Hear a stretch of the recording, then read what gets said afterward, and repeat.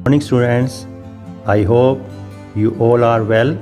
सो student, जैसा कि आपने लास्ट एक्सरसाइज में देखा कि हमने 10.3 के क्वेश्चन किए थे, ठीक है।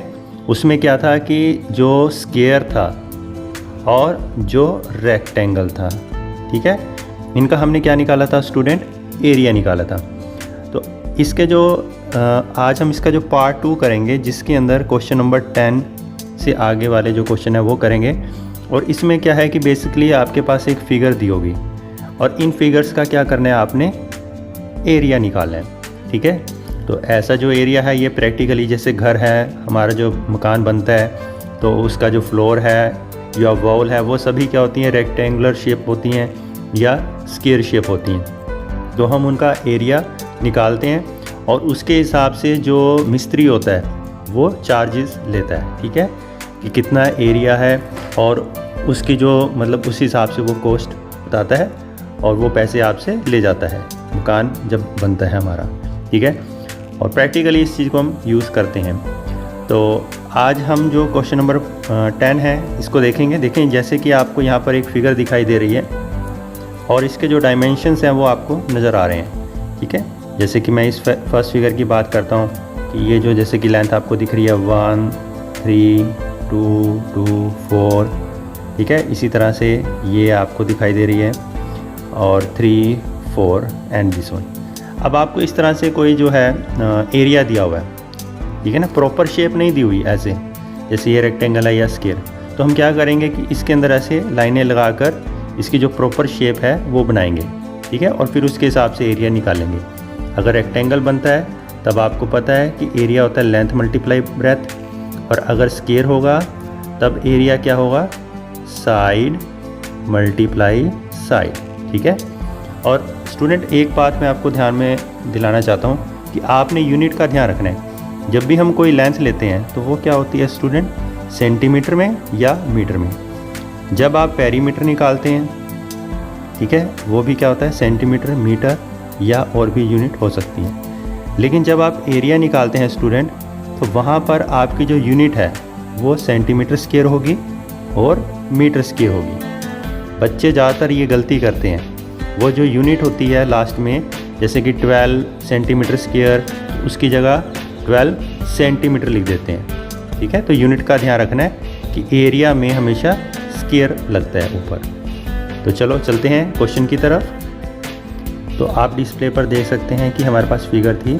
तो सबसे पहले मैंने क्या किया कि जो डायग्राम है उस पर इस तरह से लाइन लगाई, मतलब ऊपर से नीचे, फिर इस तरह से और फिर ये वाली लाइन लगाई, ठीक है। तो अब आप देखें इसके अंदर जो पार्ट्स बने हैं, ठीक है, मैंने इनको नाम दे दिया। सबसे पहले मैं निकालूंगा एरिया ऑफ एच के एल एम, ठीक है। तो एच ये रहा, के ये रहा, एल ये रहा और एम ये रहा, ठीक है। अब इसकी स्टूडेंट जो लेंथ है वो लेंथ आपको देखनी है, ठीक है। ये टोटल जो लेंथ है स्टूडेंट ये क्या है 4, ठीक है, और नीचे वाली लेंथ कितनी है 7।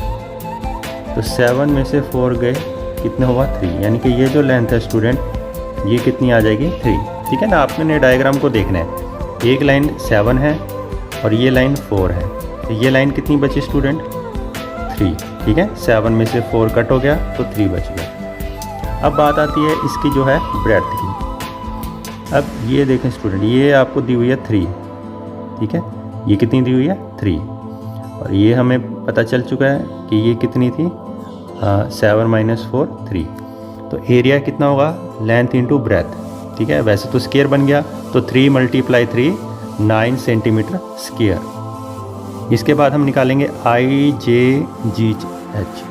तो आप यहाँ पर डायग्राम में देख सकते हैं, ये आई है, जे है, जी है और एच। अब स्टूडेंट ये लेंथ आपको दी हुई है 2, ठीक है, ये लेंथ कितनी दी है 2, और इसकी जो विड्थ है ये कितनी है 1, ठीक है। तो डायग्राम में आप देख सकते हैं, तो 2 को 1 से मल्टीप्लाई किया 2 सेंटीमीटर, ठीक है। पहले हमने इस फिगर का निकाला, फिर हमने इसका निकाल दिया। अब आपके पास ये 2 बच गई हैं, अब इनका भी बारी बारी से हम एरिया निकालेंगे, ठीक है। तो यहाँ पर तो आप देख सकते हैं इसकी जो लेंथ है वो कितनी है 3। अब आपको ये विड्थ चाहिए, तो ये विड्थ के लिए स्टूडेंट क्या करेंगे, जैसे इसके सामने ये 4 है, ठीक है, 4 में से ये वाली जो लाइन है ये माइनस कर देंगे तो 3 आ जाएगा, ठीक है। तो इसकी जो लेंथ है वो भी 3 और ब्रेड्थ है वो भी 3, यानी कि स्क्वायर बन गया एक तरह से।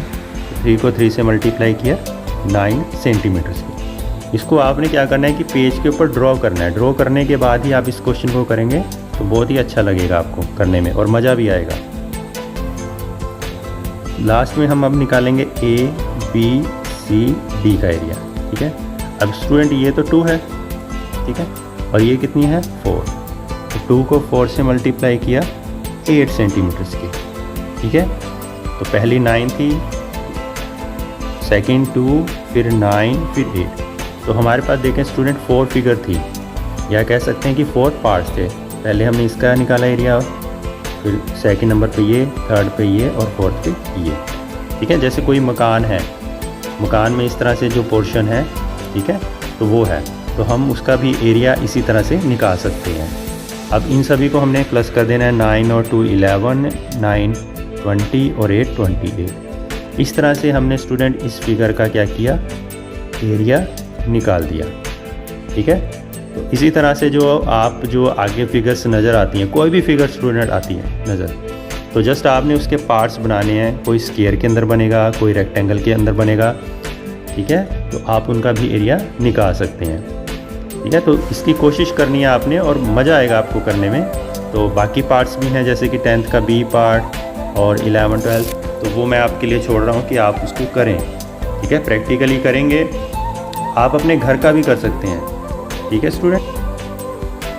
जैसे कि आपका मान लो इस तरह से घर है और ये किचन हो गई, ठीक है, और इधर मान लो आपका ड्राइंग रूम है, ठीक है, और यहाँ पर पीछे जैसे कि कोई टॉयलेट हो गया और एक कमरा और हो गया और ये खाली पोर्शन।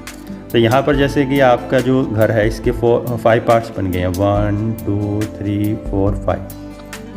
तो अपने आप हाउस का जो है वो एरिया निकाल सकते हैं, ठीक है ना, क्योंकि मोस्टली जो घर होते हैं वो रेक्टेंगल शेप में होते हैं या स्क्वायर शेप में होते हैं। तो आप इसको प्रैक्टिकली भी कर सकते हैं अपने घर के अंदर, कि अपने घर की जो लेंथ ब्रेड्थ है वो आप माप सकते हैं। जैसे हम फिट के अंदर लेते हैं, ठीक है, कितने फुट है एरिया नॉर्मली, ठीक है। जैसे यहाँ पर हमने सेंटीमीटर लिया, यूनिट मीटर में ही हो सकती है, फीट के अंदर भी हो सकता है, 10 फीट 12 फीट, ठीक है। तो ये प्रैक्टिकली आप कर सकते हैं। तो उम्मीद है आज आपको वीडियो अच्छी लगी होगी, कुछ प्रैक्टिकली भी सीखने को मिला है। बेसिकली जो मैथ्स होते हैं स्टूडेंट, इसमें क्या होता है, हमारी जो डेली लाइफ से जुड़ी हुई जितनी भी समस्याएं होती हैं हम उनको सोल्व कर सकते हैं, ठीक है। तो मिलते हैं नेक्स्ट वीडियो में, नेक्स्ट चैप्टर में। तब तक टेक केयर, अपने माता पिता का कहना ज़रूर मानें, ठीक है। कोरोना का समय है तो घर से बेमतलब ना निकलें। जय माता दी।